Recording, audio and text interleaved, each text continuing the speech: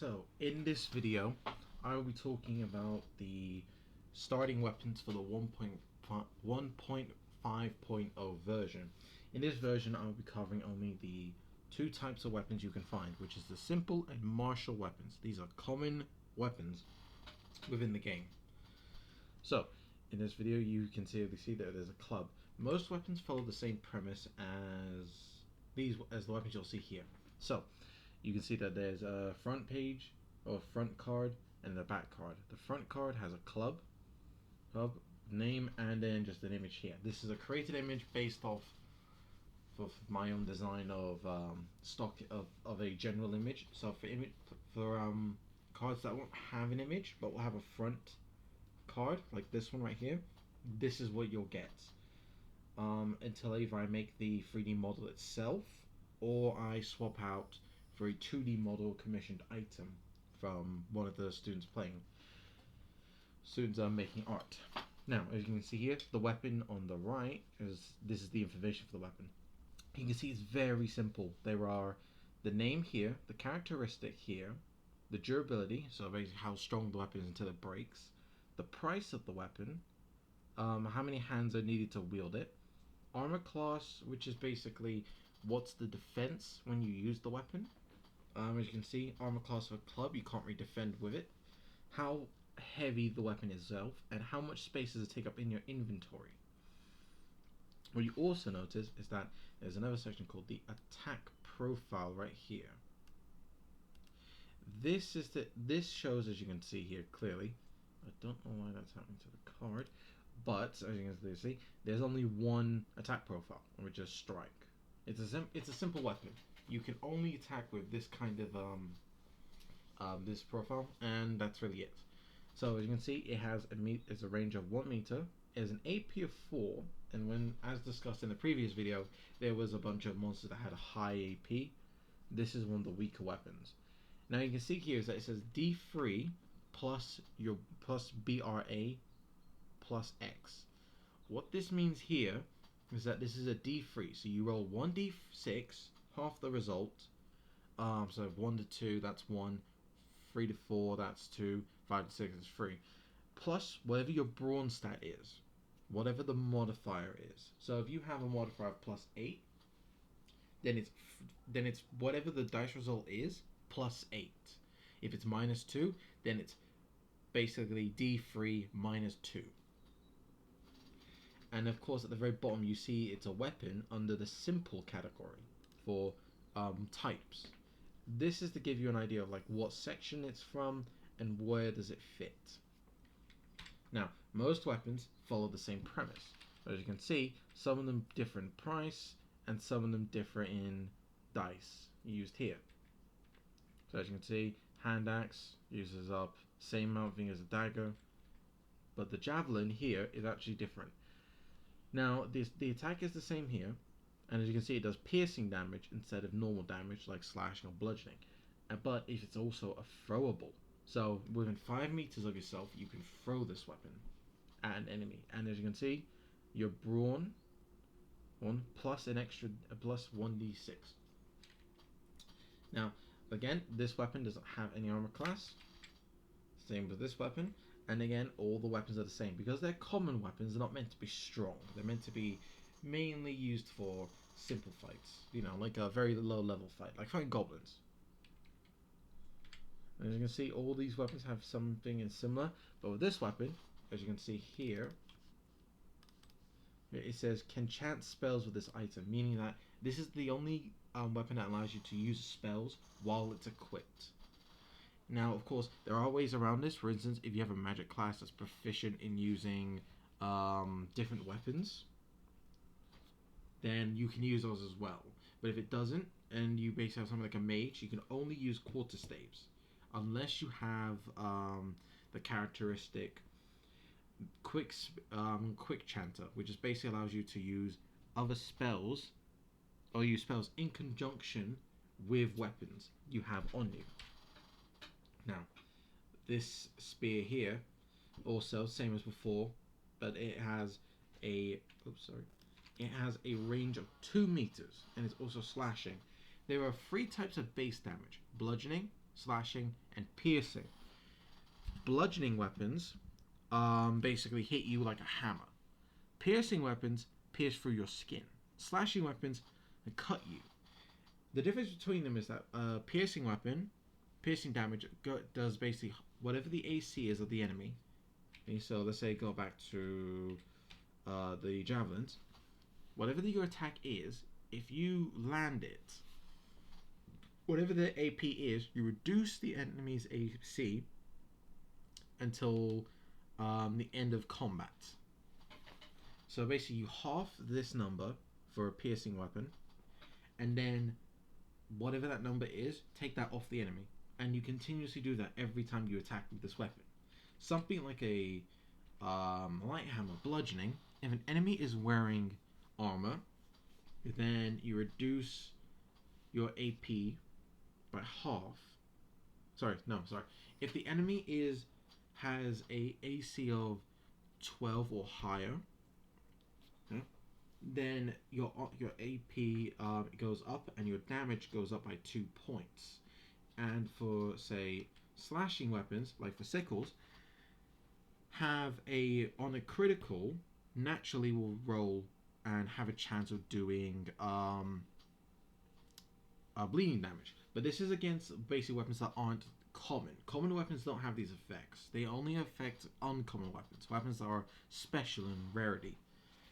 Now, why is this important? Because some enemies may be resistant to slashing, bludgeoning, or piercing. For instance, an enemy made of rock is perfectly capable of not being cut apart or being pierced by spears, but is very susceptible to being basically hit by a mace or a flail or a morning star. They are very, very easy to break that way. But whereas that would be bludgeoning would excel at, bludgeoning would not excel at something like hitting something that's very malleable. Say, for instance, the dark slime. It would be heavily resistant to slashing and piercing. It'd be good against bludgeoning. But then something like, for instance, the hatching spider wouldn't be resistant to those things, but it would be resistant to bludgeoning because chitin armor is flexible and very sturdy when hit by something with a large surface, but it's not sturdy against something with a very small surface. Now, something like the core saves does bludgeoning damage, but as you can see, it doesn't do a lot, and its AP is negligible. Now, you may also be wondering, why is it that every weapon so far is under the category simple? Because every weapon is categorized by two types: simple and martial. Simple, weapons that anybody can use. Martial, weapons that someone who's trained with it can use. Now, the reason I had this is because of the fact that I needed somehow to categorize every weapon under two separate folders. And simple and martial from other games seems to be the most common use. So these will be for the time how I categorize them. Now again, as we follow through, you can see all the same good weapons. And it's like great clubs and everything like that. They all follow the premise of them being simple, there being very little damage, but they're very common like big slimes. But now we get into our actual ranged weapon, the first ranged weapon of the group, which is the light crossbow. Now, unlike melee weapons entirely, ranged weapons follow a different style. You can see that they have higher range. Their AP is the same. They do more damage. They are also a lot more piercing, and as you can see also, it has 3 separate profiles. It has the fire, the leg shot, and the brace. These are the different actions you can use with it. So, for instance, fire is just its regular shot. Leg shot is its special, and brace is to increase your chance of doing higher damage. So, what would happen is this. If you was to use fire, normally, you would just roll a d6 with whatever your brawn stat is, which is actually wrong, because it's supposed to be dex, which is your dexterity. Your BRA is your brawn stat. Your dex is your dexterity stat. When you're using melee weapons, brawn is what makes your attack work. If you have a ranged weapon, though, you need dex. You need your dexterity to be high enough. Now, As you can see here, for instance, Brace reduces your movement speed by 3 meters, but you roll your damage twice and you use the highest value. So, say for instance, you roll this leg shot, it hits, then you roll the d8. If you roll it once, you get a 1, then you roll it twice and gets you a 6. You use the 6 with whatever your dex stat is. That's how most weapons in the game that are ranged work. As you can see here, also the same leg shot. Now the difference is this is a two-handed weapon, and on the normal premise, two-handed weapons require you to use one action fully to shoot the bow, or use the item, and you can't have anything else in your other hand because you require two hands to use it. A light crossbow is a one-handed item. Now we move on to the. Sorry, I'll say that again. The light crossbow is one-handed, meaning you could hold two light crossbows in your hand and shoot at the same time. There is no reloading in the game. I'm going to make this clear. There is no reloading. Well, there is no reloading for certain weapons. For crossbows, bows, and those weapons, all of those weapons, like just ranged weapons, those like crossbows, light crossbows, heavy crossbows, whatever the crossbow or bow itself, those types of weapons that have arrows don't need to be reloaded. There is special ammunition you can use to enhance the shot, but there is nothing that requires you to have a quiver on you. I decided not to have a quiver because then it would be like, hey, every 10 turns, after every battle you need to reload your weapon. Oh wait, you don't have any ammo? Oh well, too bad, man. You got to go buy some. They cost like 20 a piece. Each quiver is 20 a piece. Yeah, it's not very manageable. Now, we move on to the martial weapons. Martial weapons are weapons that are stronger than the previous ones. They're not simple, so they have to. With martial weapons, you use them in the sense of that they are stronger, but you require training with this weapon. So, let's look at the Great Axe. Two-handed, it has an inventory slot of 2 instead of 1, so it takes up more space. It doesn't cost anything different, but a Great Axe, as you can see, has an AP of, an AP of 10, a D6 with your bronze stat plus modifier, and it's piercing. And then if you look at the Great Sword, which I was just about to say, most weapons like the Great Axe and Broadsword will have the same thing. So as you can see here, the Great Sword has a sweep attack and a strike, just like this one does. Yeah, I'll leave it the way it is. What this is to give it simply, a sweep attack is designed to do a 1 to 3 range tile set in front of you. Wherever your character is facing, those tiles will be hit first. Now, the strike itself, the one before that, has less AP than your regular attack. So your sweep has less AP, so it will do less damage against heavy armored units. Against higher armored units, you would want to use something with an AP that is higher. So that's what strike is. It is meant to help against armored foes. Now, as you can see, halberds have this, mauls have this, but pikes don't, because it's basically just a longer version of a spear. And as you can see, the price is ramped up since the Great Sword. And we also now have introduced armor class. Armor class for a weapon means that if you were to decide to say, hey, I wish to dodge with this weapon, whatever your armor class was originally, add this onto it. But the weapon itself takes the damage. And if the damage exceeds the weapon's durability, the weapon is destroyed. You lose the weapon in your hand. So most of the time you wouldn't want to do this, but only in the gravest of circumstance. So all the damage will go straight to the weapon. So as you can see, all the weapons have armor class, armor class, armor class. Even the hand crossbow has armor class, which it shouldn't.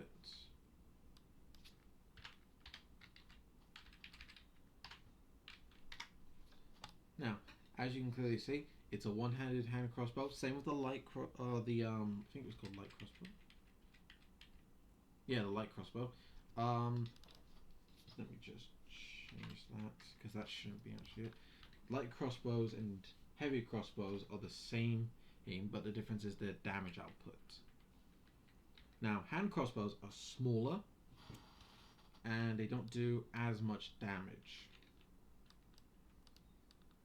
as the regular crossbows.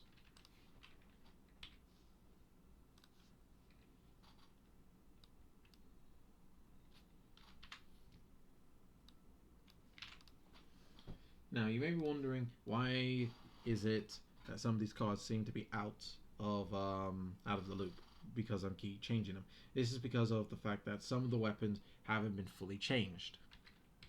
Now, as you can see here, for instance, longbows, it's the same as the previous set. Longbows is meant to be a D10 and D6. I've been changing these over and over again, hundreds of cards, and I'm still yet to fully finish doing the list. Now, as you can see, most martial weapons follow the same premise. Most of them will have, say for instance, this weapon, it's 15 gold you need to pay for it. And it's a lot of, it's not really a lot. You start off in the game with the 1.5.0 version, you start off with a dagger, a leather armor that is designed to protect noobs, or new players, sorry. Um, and is and you're meant to be given one of these weapons depending on your start. So if you start off as a soldier, you can pick one of the following weapons. If you start off as a soldier paladin, you can only pick a sword and shield. If you started as a warrior, you can pick any of them. So your background and your class determines the weapons you have access to at the very beginning of the game and which ones you can pick. Now again, the reason you can pick the weapons is because they're not very strong. They're meant to like signify your starting weapon and the weapon you follow, the weapon style you follow. So, for instance, a Morning Star is basically a cleric's weapon. It is a cleric's weapon, or it could be a warrior's weapon.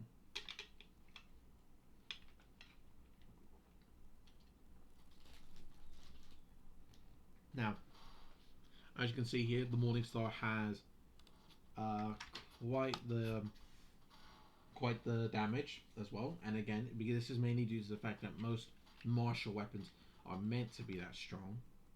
Some will be exceptions to the rule, or some won't.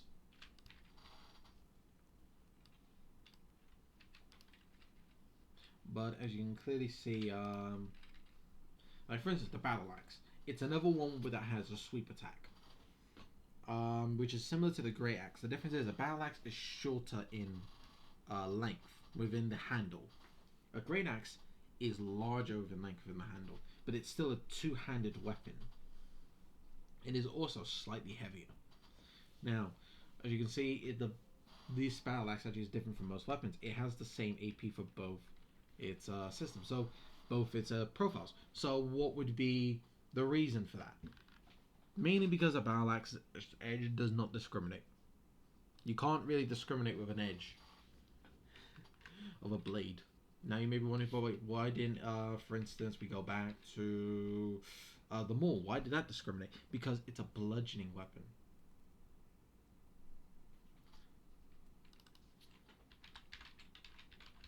Bludgeoning weapons have this little quirk about them called if you hit something with them, the kinetic energy force will recoil back into your hand. And same as how if you hit someone with a sword, you'll bounce it off something. Or if you hit something with it, your hand will bounce off it. With a Maul, since it's a bludgeoning weapon, this concept is the same. So bludgeoning weapons have kinetic force, but they reduce in AP whenever they have a sweep attack. Whereas slashing weapons don't. Slashing weapons will keep their mobility, but will lose damage over enemy range. So if you hit like 3 enemies in the tile set, the first enemy that gets hit will be the one to the left or right, and then you go in that format. So you either go from the right to the left or left to the right, and the enemy whose first hit takes the most. The second enemy takes like 2 points less, and the next enemy takes 4 points less. Now, this was originally in the 1.0 version, 1.0.0 version but it's now been taken out. So now all your enemies will take the same amount of damage, and this is essentially what happens instead. Basically, anything that is a bludgeoning weapon, if it sweeps, it reduces its AP by half. If it is a slashing weapon, it doesn't reduce its AP by half. If it is a piercing weapon, it doesn't have a sweep. That's the whole point. Piercing weapons can't sweep because they have a very thin but long edge, whereas slashing weapons have a very long edge, but at the same time, that edge is long enough to cut through things. It's long enough to cut a purse, to basically cleave someone in half if they were strong enough, and if the blade was strong enough, or if the blade was sharp enough. And the same thing if you go for a bludgeoning weapon. You can hit someone in the face, and the momentum allows you to swing it around you. Now, another thing you may wonder is why is there so many weapons? Why is there so many weapons? Mainly because of the fact that this is a fantasy game based in medieval era, based in a medieval setting. So there has to be a lot of different variation to the weapons, because in the medieval times, a lot of different weapons were used. Different versions of swords in Europe, in Japan, in China, in Russia. There was a lot of different types of weapons used at the time. There was morning stars, mauls, flails, even a weapon designed to be basically a woman's defense weapon, which was essentially, I think, was called. Actually, no, wait. I don't remember the weapon's name, but I do know the weapon was basically a metal sheet that acted like a whip, which was essentially more closer to the Arabian countries. It's depicted in many different television shows and movies, but it's very, very odd of a weapon.